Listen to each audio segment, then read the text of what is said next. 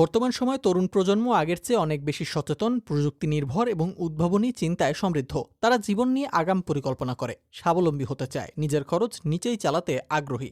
এরই ধারাবাহিকতায় তরুণদের মধ্যে দ্রুত সহজে অর্থ উপার্জনের প্রবণতাও দেখা গেছে।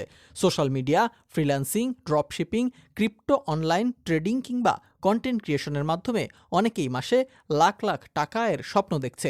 এই প্রবণতা যেমন আশার আলো, ঠিক তেমনই আবার উদ্বেগেরও কারণ। প্রথমত, তরুণরা স্বাবলম্বী হতে আগ্রহী, যা অর্থনৈতিক ও মানসিকভাবে একটি বড় ইতিবাচক পরিবর্তন।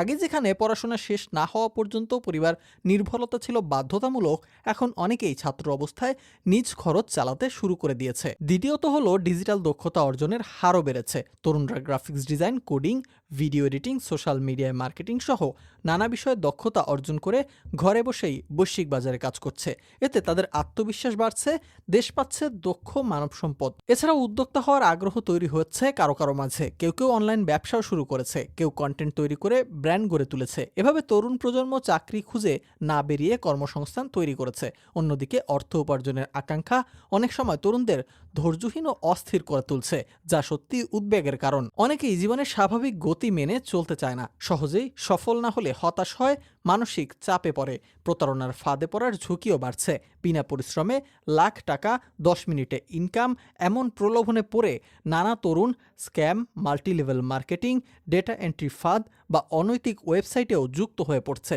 কেউ কেউ আবার সাইবার অপরাধেও জড়াচ্ছে। এই অর্থ উপার্জন অনেকের কাছেই হয়ে উঠেছে জীবনের একমাত্র লক্ষ্যবস্তু। এতে পরিবার, সমাজ, পড়াশোনা, নৈতিকতা সবকিছুই গৌণ হয়ে যাচ্ছে। কিভাবে টাকা আসছে তা গুরুত্ব না পেলেও বরং কত টাকা আসছে সেটাই যেন অনেকের কাছে মুখ্য হয়ে যাচ্ছে। যেখানে বিশেষজ্ঞরা অর্থ উপার্জনকে ইতিবাচক হিসেবে দেখছেন, তবে পাশাপাশি তা প্রয়োজন, সম্মানজনক এবং ব্যক্তিত্ব গঠনের গুরুত্বপূর্ণ অংশ হয়ে ওঠা। তবে অর্থের পেছনে না ছুটে অর্থ যেন আমাদের পেছনে ছোটে, এই দৃষ্টিভঙ্গি গড়ে তুলতে হবে বলে মত তাদের।